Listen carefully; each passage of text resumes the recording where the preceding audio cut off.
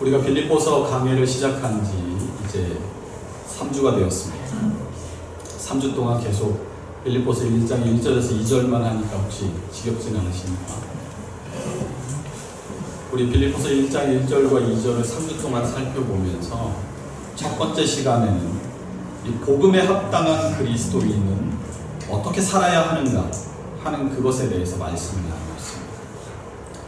두 번째 시간에는 그러면 복음에 합당한 그리스도인으로 살아가야 되는데 그리스도인은 그럼 어떤 사람인가? 그것에 대해서 그리스도인은 세상으로부터 구별된 사람, 세상으로부터 건진받아서 지금 그리스도 안에 있는 사람이라고 말씀을 드렸습니다. 그리고 오늘 이 시간에는 그 그리스도인이 어떤 존재인가? 하나님 앞에서, 사람 앞에서 어떤 존재인가에 대해서 말씀을 나누기 원합니다. 우리는 보통 예배나 모임 후에 은혜 받았습니다, 은혜로운 시간이었습니다, 이런 말들을 하고는 합니다.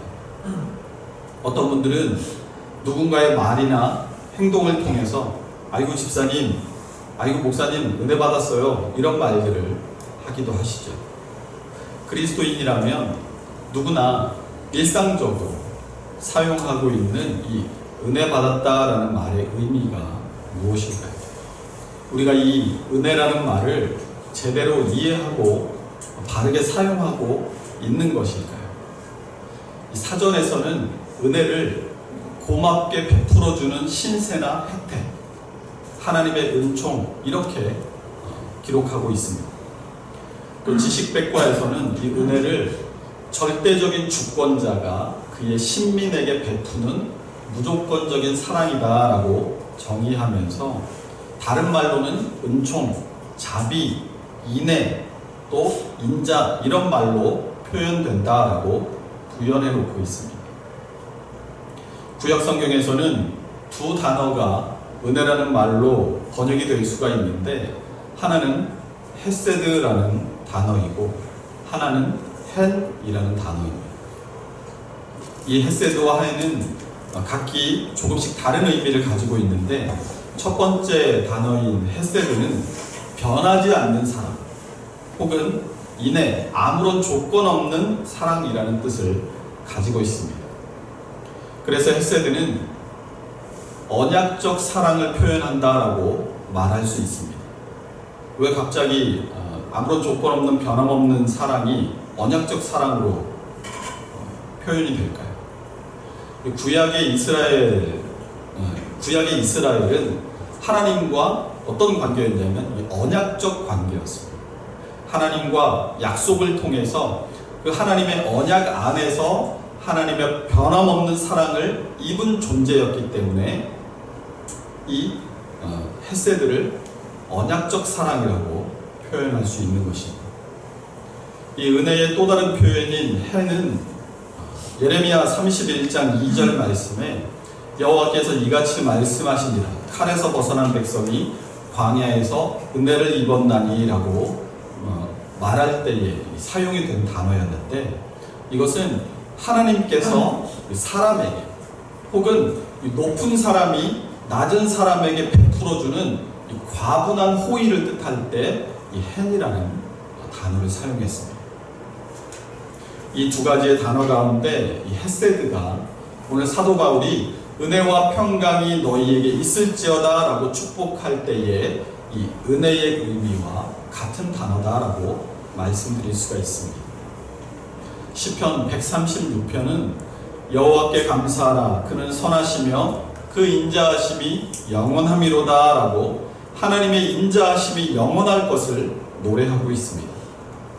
시편 136편 1절부터 끝절까지 매 구절마다 반복되는 그 인자하심이 영원함이로다 라는 이 반복 어구는 이 인자, 헤세드가 하나님께서 우리를 지으신 동기이자 우리를 하나님의 자녀로 구속하여 주신 그 구속의 동기라는 것을 밝혀주고 있습니다. 그래서 이스라엘은 하나님을 경배해야 할 이유를 바로 이 인자, 헤세드에서 찾습니다. 시편 5편 7절에 오직 나는 주의 풍성한 사랑을 힘입어 주의 집에 들어가 주를 경외함으로 성전을 향하여 예배하리이다 라고 고백하고 있는 것입니다. 신약에서도 이 은혜의 개념이 예수님의 하나님 나라의 복음의 그 바탕을 이루고 있음을 볼 수가 있습니다. 누가복음 19장 10절에서 인자가 온 것은 잃어버린 자를 찾아 구원하려 함이니라 라는 이 예수님의 말씀 안에 무조건적 선물로서의 이 은혜의 개념이 깃들어 있다라고 말할 수가 있는 것입니다. 예수님께서 바리새인들과 서기관들의 집요하고도 날카로운 공격에 맞서 싸우시면서 내내 내세우셨던 것은 바로 이 하나님의 절대 주권적 은혜, 바로 그것이었습니다. 하나님께서 그분의 독생자이신 예수 그리스도를 이 땅에 보내주신 것은 용서받을 자격이라고는 전혀 없는 죄인인 우리를 부르셔서 구원하심으로써 자신의 주권자로서의 영광을 나타내시기 위함이었던 것입니다. 사도 요한은 요한복음 1장 14절에서 18절의 말씀을 통해 은혜 위에 은혜로라 라는 표현을 사용하고 있습니다. 이것은 예수님의 성육신과 생애, 그리고 그분의 고난과 죽음, 그리고 부활과 승천하심을 통해서 우리 인간에게 계시된 은혜가 얼마나 풍성한 것인가 하는 것을 보여주고 있는 것입니다. 우리 함께 요한복음 1장 14절에서 18절의 말씀을 한번 같이 찾아보도록 하겠습니다. 신약성경 142페이지 요한복음 1장 14절에서 18절의 말씀입니다. 함께 읽습니다. 말씀이 육신이 되어 우리가 그의 영광을 보니 아버지의 독생자의 영광이요 은혜와 진리가 충만하더라. 요한이 그에 대하여 증언하여 외쳐 이르되 내가 전에 말하기를 내 뒤에 오시는 이가 나보다 앞선 것을 나보다 먼저 계심이라 하는 것이 이 사람을 가리킴이라 하니라. 우리가 다 그의 충만한 데서 받으니 은혜 위에 은혜로라. 율법은 모세로 말미암아 주어진 것이요 은혜와 진리는 예수 그리스도로 말미암아 온 것이라. 본래 하나님을 본 사람이 없으되 아버지 품속에 있는 독생하신 하나님이 나타내셨느니라. 아멘. 방금 읽은 본문을 통해서 우리는 이 은혜에 관한 놀라운 사실을 하나 발견할 수 있습니다. 그것은 예수 그리스도께서 바로 그 은혜의 원천이라는 것입니다. 14절 하반절에 보니까 우리가 그의 영광을 보니 아버지의 독생자의 영광이요 은혜와 진리가 충만하더라 라고 말씀하고 있습니다. 또 16절에 보면 우리가 다 그의 충만한 데서 받으니 은혜 위에 은혜로라 라고 말씀합니다. 17절은 뭐라고 말합니까? 율법은 모세로 말미암아 주어진 것이고 은혜와 진리는 예수 그리스도로 말미암아 온 것이다 라고 말하고 있습니다. 이 은혜가 어디서부터 오는 것인지 누구도 본 적이 없지만 예수 그리스도께서 육신을 입고 이 땅에 오심으로써 그 은혜의 실체를 우리가 직접 우리 눈으로 보고 알게 되었다는 것입니다. 그러므로 은혜란 무엇입니까? 하나님과 그리스도 예수께서 바로 은혜 그 자체이시라는 것입니다. 그래서 오늘 빌립보서 1장 2절 말씀이 하나님 우리 아버지와 주 예수 그리스도로부터 은혜와 평강이 너희에게 있을지어다 라고 말씀하고 있는 것입니다. 그러면 우리가 일상적인 인사치레처럼 하는 누구누구 때문에 은혜 받았습니다 라는 이런 말들이 얼마나 말이 안 되는 말인지 알게 됩니다. 하나님과 주 예수 그리스도로 말미암지 않는 은혜는 뭐라는 얘기예요? 다 가짜라는 얘기예요. 그냥 지금 내 감정이 무언가 외부적인 요인에 의해서 북받쳐서 내가 기분이 좋아져서 아무 말이나 내뱉는 거예요. 오늘날 성도들이 은혜가 뭔지도 모르고 무분별하게 은혜라는 말을 자기 감정이 요동치는 걸 표현하는 말로 잘못 알고 사용하고 있다라는 겁니다. 개혁주의 신학에서 은혜의 방편을 세 가지로 말씀합니다. 쉽게 말해서 하나님께서 우리에게 은혜를 주시는데 은혜를 베푸시는 방법이 몇 가지요? 세 가지다라는 겁니다. 첫 번째가 말씀입니다. 두 번째는 성례, 세례와 성찬입니다. 그리고 마지막이 기도입니다. 그러니까 하나님께서 우리에게 은혜를 베푸실 때 그 은혜를 주시는 통로, 그 은혜를 주시는 방법은 말씀과 성례와 기도 외에는 없다라는 것입니다. 일반적으로 계시의 방법을 일반 계시 그리고 특별 계시 이렇게 이야기를 하는데, 다른 말로는 일반 은총, 일반 은혜, 특별 계시, 특별 은혜, 특별 은총 이렇게 말을 합니다. 성경에서 이 계시라는 말이 나올 때에 성경에서 말하는 계시는 뭐 특별한 환상이나 뭐 놀라운 이적이나 뭐 미래의 일들을 예언하는 행위들이나 그런 것들을 계시라고 말하지 않습니다. 성경에서 계시라는 말을 쓸 때에는 하나님께서 자기 자신을 사람인 우리에게 나타내서 보여주시는 행위를 계시라고 말을 하는 것입니다. 그래서 하나님께서 자기 자신을 세상의 모든 사람들에게 나타내시는 방법을 일반 계시 혹은 일반 은혜 이렇게 말을 하고, 하나님께서 세상 모든 사람들이 아니라 자신을 믿는 사람들, 특별히 구원 얻은 이들에게 자기 자신을 나타내 보여주시는 것을 특별 계시, 특별 은혜 이렇게 말을 하는 것입니다. 하나님은 공기, 비, 햇볕 같은 이런 자연 만물을 통해서 이 땅에 살아가는 모든 사람들에게 동일한 은혜를 내려주십니다. 그리고 그 자연 만물을 통해서 하나님을 알만한 것들을 그것들에 심어 놓으시고 세상 사람들로 하여금 그 안에서 하나님을 더듬어 발견하게 하십니다. 우리 사도행전 17장 말씀을 한번 찾아보겠습니다. 사도행전 17장 24절에서 27절의 말씀입니다. 신약성경 217페이지 사도행전 17장 24절에서 27절 말씀 함께 있습니다.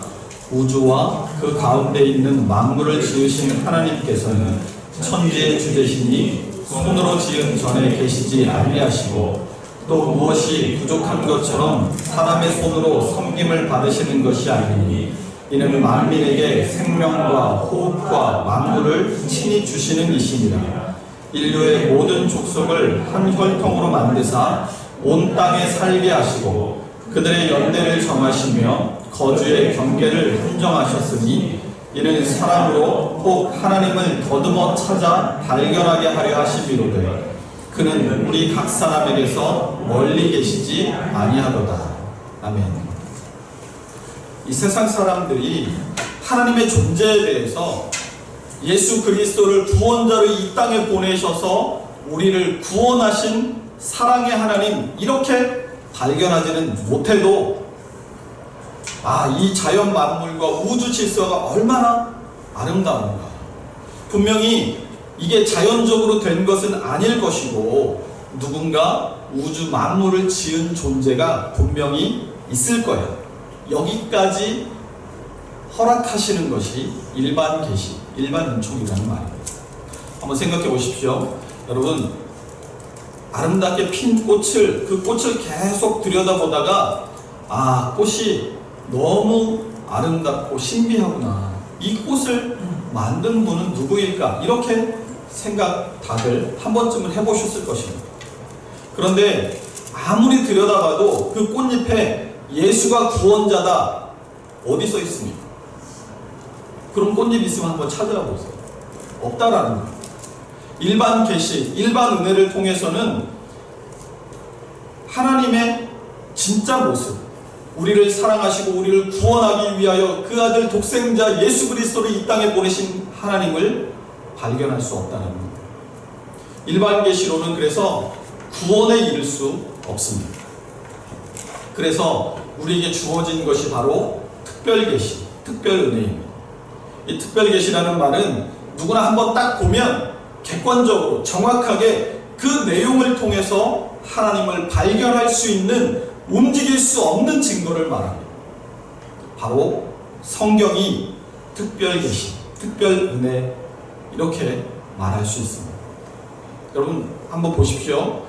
우리가 가지고 있는 이 성경을 누구든지 읽기만 하면 우리를 끝까지 사랑하시는 그 사랑의 하나님을 발견하게 되고, 우리를 위해서 십자가에 달리사 우리를 구원하여 주신 그 예수 그리스도의 놀라운 은혜를 이 성경 안에서 발견하게 되는 것입니다. 그래서 조금 전에 읽었던 이 요한복음 1장 14절이 말씀이 육신이 되어 우리 가운데 거하시며 우리가 그의 영광을 보니 아버지의 독생자의 영광이요 은혜와 진리가 충만하더라.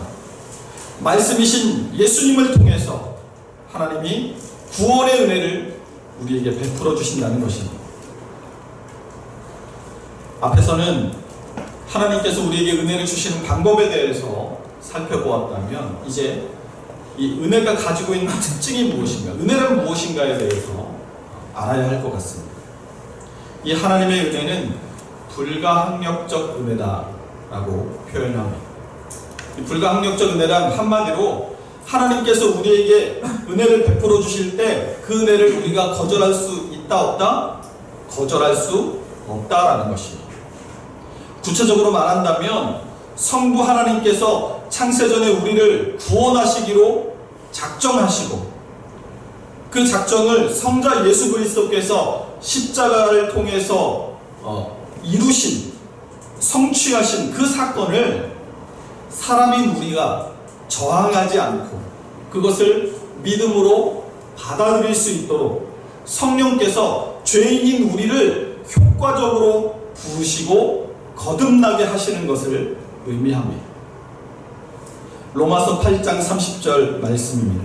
또 미리 정하신 그들을 또한 부르시고 부르신 그들을 또한 의롭다 하시고 의롭다 하신 그들을 또한 영화롭게 하셨느니라. 정하시고 부르시고 의롭다 하시고 영화롭게 하셨습니다. 누가 하십니까? 하나님께서 하십니다. 그러므로 이 하나님의 은혜에는 절대 실패가 없는 줄로 믿으시기 바랍니다. 이 불가항력적 은혜를 웨스트민스터 신앙고백 11장 1항에서 이렇게 설명하고 있습니다.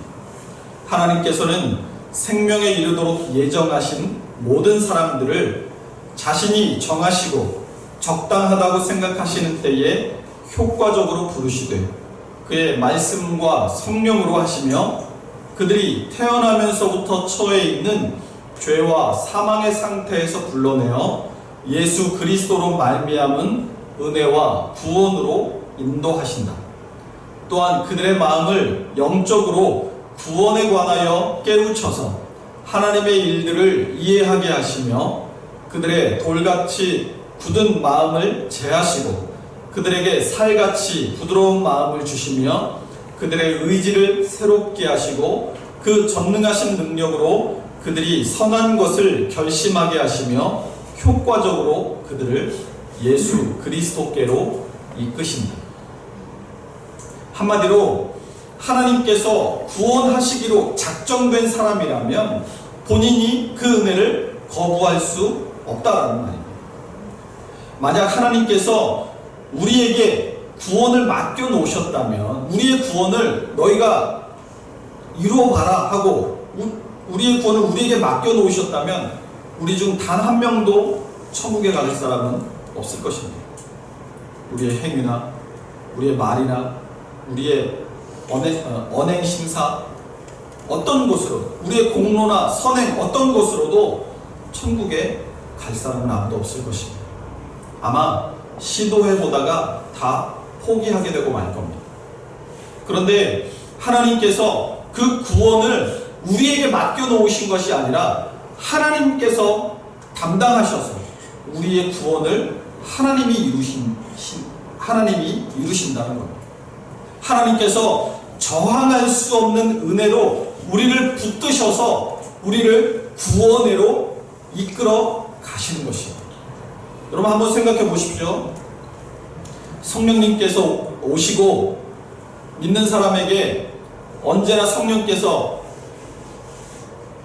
영원토록 함께 하시기로 약속하셨죠. 그래서 예수 믿는 우리들 안에는 우리가 무슨 좋든 싫든 착한 일을 하든 죄를 짓든 성령께서 우리 안에 계십니다. 우리가 죄를 지을 때 우리 안에 계신 성령께서 우리를 떠나시는 것이 아니라 우리 안에서 우리의 그 죄악 때문에 근심하시고 간구하십니다. 성령께서 우리를 떠나시는 게 아닙니다. 그러면 이런 말이 됩니다.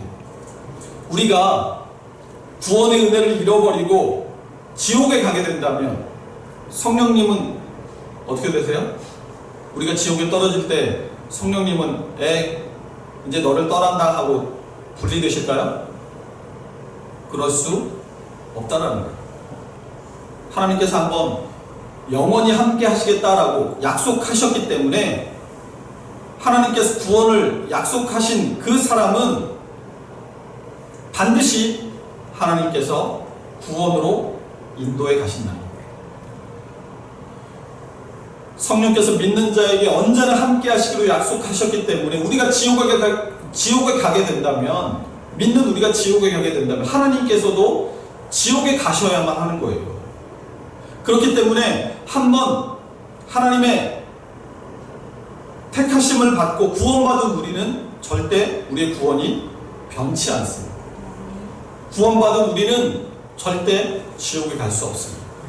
하나님께서 예정하시고 선택하신 우리를 하나님께서 하나님의 나라에까지 끝까지 우리를 붙들고 이끌어 가시는 것입니다. 요한복음 6장 37절이 아버지께서 내게 주시는 자는 다 내게로 올 것이요 내게 오는 자는 내가 결코 내쫓지 아니하리라 라고 말씀하십니다. 여기서 다라는 말은 하나도 빠짐없이라는 말입니다. 그러니까 하나님께서 창세전에 예정하시고 택하셔서 예수 그리스도에게 맡기신 이들, 바로 구원 얻은 성도들은 한 사람도 빠짐없이 모두 구원에서 실패할 수 없다라는 것입니다. 이것이 불가항력적 은혜의 의미입니다. 그러므로 성경이 말씀하고 있는 이 은혜란 하나님과 주 예수 그리스도로 말미암지 않고는 우리에게 주어질 수 있습니까? 없습니까? 우리에게 주어질 수 없는 것입니다. 편지 서두에, 여러분 편지 많이 써보셨죠? 편지 서두에 할 말 없으면 무슨 말이에요? 안녕하세요. 오늘 날씨가 참 좋습니다. 오늘 하늘에 밤하늘의 별이 반짝반짝합니다. 그럼 괜한 말들 쓰잖아요. 할 말 없어서 이 빌립보서라는 편지 앞에 사도 바울이 하나님과 주 예수 그리스도로 말미암아 은혜와 평강이 너에게 함께 할지어다라고 은혜를 빌고 있는 것이 아니라는 거예요. 사도 바울이 상투적인 인사말로 빌립보서를 시작한 것이 아니라 이 모든 은혜와 평강의 출처가 예수 그리스도이시다라는 것을 지금 우리에게 밝혀주고 있는 것입니다. 또한 은혜뿐만 아니라 평강도 오직 주님께서 주시는 은혜로 말미암아 평강이 그 뒤를 따라온다라는 것을 우리에게 말씀해 주는 것이기도 합니다. 바울은 그 누구보다도 하나님의 은혜를 철저히 깨달은 사람입니다. 예수님을 대적하고 예수 믿는 무리를 박해했던 원수 같은 자신을 용서하시고 게다가 사도로 세우셨으니 어찌 사도 바울이 은혜를 모른다 할 수 있겠습니까? 그런데 바울은 단지 주님께서 바울 자신에게 베푸신 은혜를 체험한 것으로 여기서 은혜를 언급하고 있는 것이 아닙니다. 그는 예수님을 만난 후에야 비로소 자신뿐만 아니라 모든 인간을 위해서 예수님께서 베풀으신 그 은혜를 더 깊이 깨달았던 것입니다. 빌립보서 1장 29절의 말씀을 통해서 사도 바울이 그리스도를 위하여 너희에게 은혜를 주신 것은 다만 그를 믿을 뿐 아니라 또한 그를 위하여 고난도 받게 하려 하심이라 라고 말씀합니다. 예수 그리스도께서 우리에게 은혜를 주신 이유가 무엇이라고 말씀하고 있는 거예요? 첫 번째는 우리에게 믿게 하기 위해서, 두 번째는 그를 위하여 고난도 받게 하시려고. 이 말씀을 통해서 사도 바울이 이해하고 있는 이 은혜의 차원을 우리는 발견할 수 있습니다. 은혜는 단지 누리는 것이 아니라 감당할 수 있는 힘의 원천이라는 것입니다. 단지 은혜를 누리려고만 하는 것은 얕은 은혜를 체험한 것에 불과합니다. 고린도전서 10장 13절 말씀을 한번 찾아보겠습니다. 고린도전서 10장 13절의 말씀, 신약성경 274페이지입니다. 고린도전서 10장 13절의 말씀을 함께 읽습니다. 사람이 감당할 시험 밖에는 너희가 당한 것이 없나니 오직 하나님은 믿으사 너희가 감당하지 못할 시험 당함을 허락하지 아니하시고 시험 당할 즈음에 또한 피할 길을 내사 너희로 능히 감당하게 하시느니라. 아멘.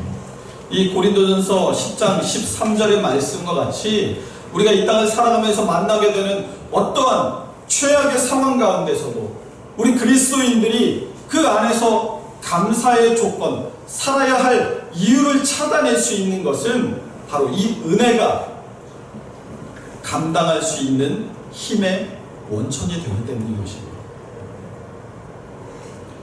평강이라는 말을 헬라어로는 에이레네라고 합니다. 이 말은 에이로라는 말에서 나왔는데 에이로는 결합하다라는 뜻을 가지고 있습니다. 그래서 에이레네라고 하면 이 단어적 의미는 둘이 하나가 된 상태, 이것을 뜻합니다. 서로 다툼이나 갈등이 있어서 이렇게 멀찍이 멀어진 상태가 이제 A로 결합되어진 상태, 둘이 하나가 된 상태가 되었을 때 이 상태를 바로 에이레네, 평강이라고 말한다는 거예요. 중요한 것은 하나님과 우리의 사이가 어땠습니까? 하나님과 우리의 사이가 바로 죄로 인해서 멀어져서 도저히 가까이 할 수 없었던 그런 우리의 상태를 다시 하나로 에이레네 하신 분, 평강케 하신 분이 바로, 회복케 하신 분이 바로 예수 그리스도시다라는 것입니다. 그러므로 은혜도 하나님과 주 예수 그리스도로부터 온 것이지만 평강도 바로 예수 그리스도로 말미암지 않고는 얻을 수 없는 것임을 깨달아야 하는 것입니다. 그래서 예수님께서도 내가 주는 평강은 세상이 주는 평강과 다르다라고 말씀하십니다. 함께 요한복음 14장 27절 말씀을 한번 찾아서 읽어보도록 하겠습니다. 요한복음 14장 27절의 말씀입니다. 신약성경 173페이지입니다. 신약성경 173페이지 요한복음 14장 27절입니다. 함께 읽습니다. 평안을 너희에게 끼치노니 곧 나의 평안을 너희에게 주노라. 내가 너희에게 주는 것은 세상이 주는 것과 같이 아니하리라. 너희는 마음에 의심하지도 말고 두려워하지도 말라. 아멘. 이 평강이 헬라어로는 에이레네인데 히브리어로는 샬롬 혹은 샬렘이라고 합니다. 여러분, 이스라엘의 수도의 이름이 뭡니까? 예루살렘입니다. 이 예루살렘은 두 개의 단어가 합쳐진 합성어인데 예루라는 말과 샬렘이라는 말이 합쳐진 합성어입니다. 예루는 기초, 기반이라는 뜻이고 이 샬렘 혹은 샬롬이라는 말은 평화, 평안이라는 뜻을 가지고 있기 때문에 두 가지가 합쳐져서 예루살렘이라고 하면 그 도시의 이름이 평화의 기초, 평안의 기초라는 뜻을 가지게 됩니다. 여러분, 그런데 이 예루살렘이 그 이름처럼 언제나 그곳에 평화가 있었습니다. 예루살렘이 다윗 시대 이후에 평안한 적이 단 한 번도 없었습니다. 늘 외세의 침략과 파괴와 지배의 역사를 되풀이했습니다. 진정한 평화가 이 평화의 기초라는 예루살렘에 없었던 것입니다. 예수님 당시에도 이 예루살렘은 로마에 의해서 지배받고 있었습니다. 왜 그들에게 진정한 평화가 없었을까요? 샬롬은 하나님께서 주시는 평화인데 이스라엘은 자신들의 범죄로 말미암아 하나님과 그들의 관계가 깨어져 버렸기 때문입니다. 거대한 폭풍우 가운데 금방이라도 집어삼켜져서 바닷속으로 사라져버릴 것 같은 위태한 배 한 척 안에 잠들어 있는 한 사람을 그린 유명한 그림이 있습니다. 그 그림의 이름은 평화입니다. 이 그림과 같이 진정한 평화란 외부의 어떠한 상황과 상관없이 내 마음이 누리는 것을 말합니다. 우리 함께 마가복음 4장 35절에서 41절을 한번 찾아보겠습니다. 마가복음 4장입니다. 마가복음 4장 35절에서 41절입니다. 신약성경 58페이지입니다. 마가복음 4장 35절에서 41절을 한 목소리로 함께 읽겠습니다. 그날 저물 때에 저희들에게 이르시되 우리가 저편으로 건너가자 하시니 그들이 무리를 떠나 예수를 배에 계신 그대로 모시고 가매 다른 배들도 함께하더니 큰 광풍이 일어나며 물결에 배에 부딪혀 들어와 배에 가득하게 되었더라. 예수께서는 우물에서 베개를 베고 주무시더니 제자들이 깨우는데 선생님이여 우리가 죽게 된 것을 돌보지 아니하시나이까 하니 예수께서 깨어 바람을 꾸짖으시며 바다들을 이르시되 잠잠하라 고요하라 하시니 바람이 그치고 아주 잠잠하여지더라. 이에 제자들에게 이르시되 어찌하여 이렇게 무서워하느냐 너희가 어찌 믿음이 없느냐 하시니 그들이 심히 두려워하여 서로 말하되 그가 누구이기에 바람과 바다도 순종하는가 하였더라. 금방이라도 집어삼켜질 것 같은 풍랑 속에서 예수님은 잠을 주무십니다. 작은 쪽배 하나에 몸을 싣고 있었기 때문에 배에 탄 이들의 운명은 그 배에 달린 것 같이 보입니다. 휘몰아치는 풍랑에 나뭇잎 한 장 같은 그 배 위에서 두려움과 공포가 파도보다 더 크게 그들을 덮쳐 제자들은 죽음을 직감합니다. 여러분, 이들의 운명이 어디에 달려 있습니까? 금방이라도 깨어져 버릴 것 같은 배 한 척에 그들의 운명이 달려 있습니까? 아니면 지금 그들과 함께 계시는 예수님에게 그들의 운명이 달려 있습니다. 예수님께서 주무셔서 우리의 위태함을 돌아보시지 않는 것 같다 할지라도 생명의 주인은 주님이신 줄로 믿습니다. 예수님께서 깨어 일어나셔서 제자들에게 무엇이라고 하십니까? 40절에 보시면 어찌하여 이렇게 무서워하느냐 너희가 어찌 믿음이 없느냐 라고 하십니다. 무엇을 두려워합니까? 환경을 두려워합니다. 상황을 두려워합니다. 눈에 보이는 것들을 두려워하면서 살아갑니다. 예수님이 꾸짖으시는 것은 다른 것이 아니라 제자들의 믿음 없음입니다. 무엇에 대한 믿음입니까?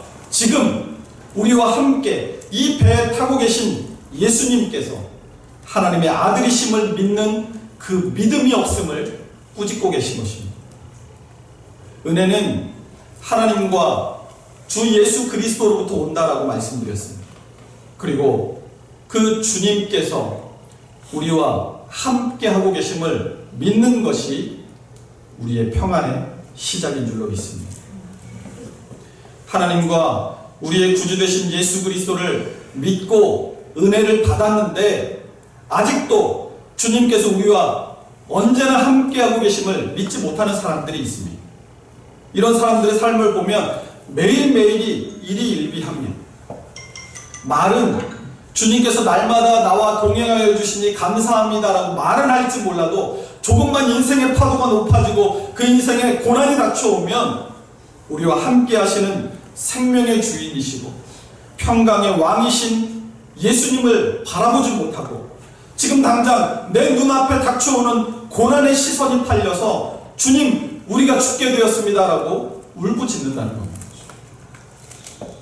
여러분, 평강은 지금 주님께서 나와 함께하고 계시다는 증거인 줄로 믿으시기 바랍니다. 그래서 우리가 은혜의 방편 세 번째였던 기도 있잖아요. 이 은혜의 방편인 기도를 통해서 주님과 만나고 교제할 때에 때로는 환상으로, 때로는 꿈으로, 때로는 주변 사람들을 통해서, 때로는 말씀으로 우리에게 응답해 주시는데, 공통적으로 하나님께서 내 기도에 응답하셨구나 하는 것을 알게 될 때가 있어요. 그때는 바로 내가 기도한 후에 내 안에 내가 조성할 수 없는 평강이 찾아왔을 때입니다. 기도의 응답의 방식들은 여러 가지지만 기도 응답의 결과는 우리 마음에 말할 수 없는 평안이 찾아오는 것을 통해서 알 수 있게 된다는 겁니다. 지금 당장 뭔가 내 눈에 딱 보이게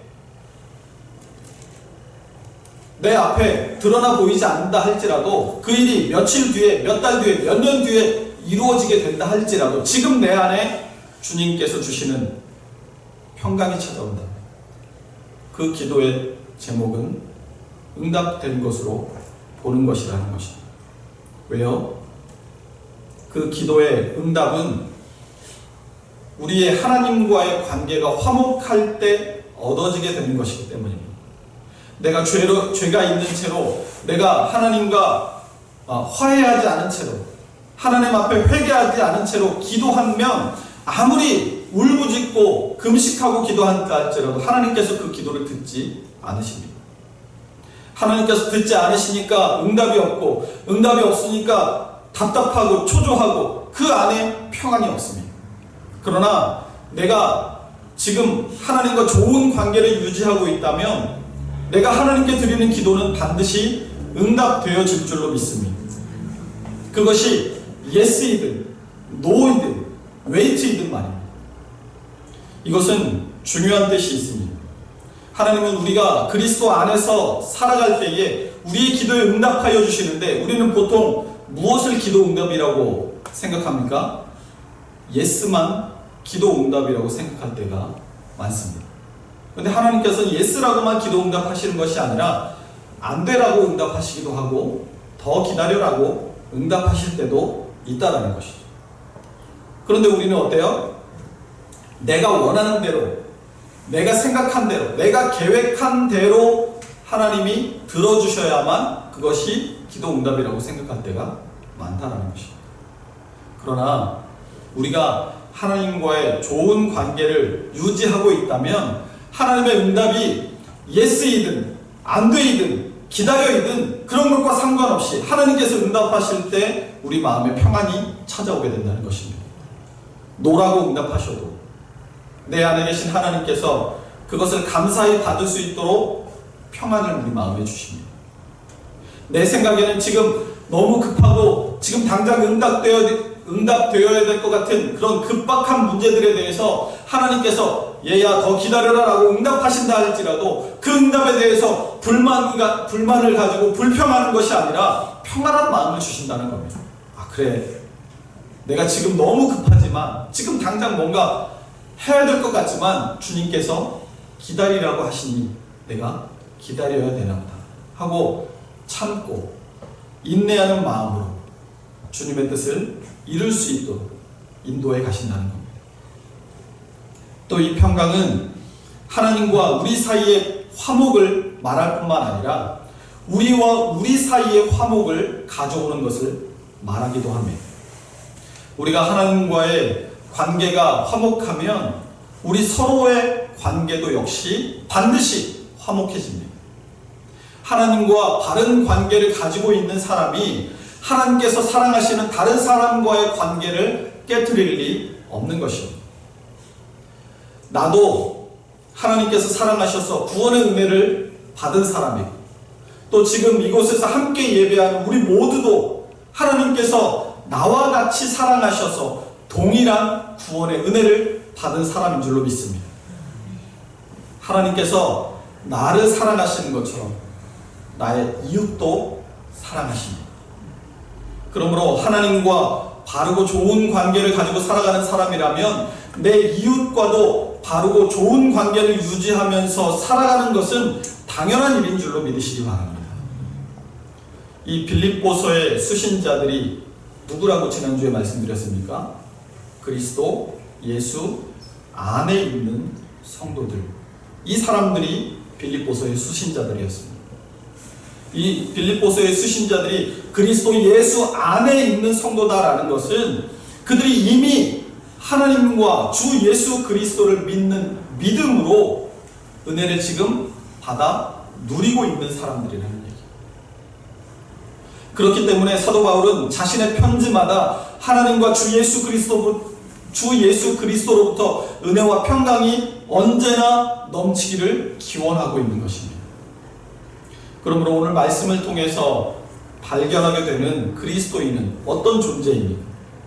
첫 번째는 하나님과 주 예수 그리스도로부터 택하심을 받아서 은혜를 누리고 있는 존재들. 지금도 누리고 있는 은혜를 앞으로도 계속해서 누리게 될 사람들, 그 사람들이 바로 오늘 말씀을 통해서 발견하게 되는 그리스도인들입니다. 그뿐만 아니라 그 은혜로 말미암아 이 세상에서 만나게 되는 어떠한 고난도 능히 이겨내고 기뻐하고 감사하며 날마다 하나님의 나라를 바라보며 나아가는 존재가 바로 사도 바울이 편지를 써서 보낸 그리스도인이라는 존재들인 것입니다. 그러면 우리가 3주에 걸쳐서 이 빌립보서 1장 1절에서 2절의 말씀을 통해서 알게 된 이 3주의 그리스도인의 정의를 종합해보면 그리스도인은 어떤 사람이라는 겁니까? 하나님과 주 예수 그리스도의 은혜로 말미암아서 세상으로부터 구별되어 이제 그리스도 안에서 살아가는 사람들, 이것이 빌립보서 1장 1절과 2절이 정의해주고 있는 그리스도인의 정체성입니다. 그런 그리스도인들은 이 세상 가운데 어떻게 살아가야 합니까? 복음에 합당하게 살아가야 합니다. 그러므로 우리가 빌립보서를 통해서 배우고 깨닫고 말씀대로 살고자 애쓸 때에 무엇을 배우고 깨닫고 애써야 하겠습니까? 복음에 합당하게 살아가는 방법을 배우고 복음에 합당하게 살아가는 방법을 깨닫고 복음에 합당하게 살아가고자 애써야 할 줄로 믿습니다.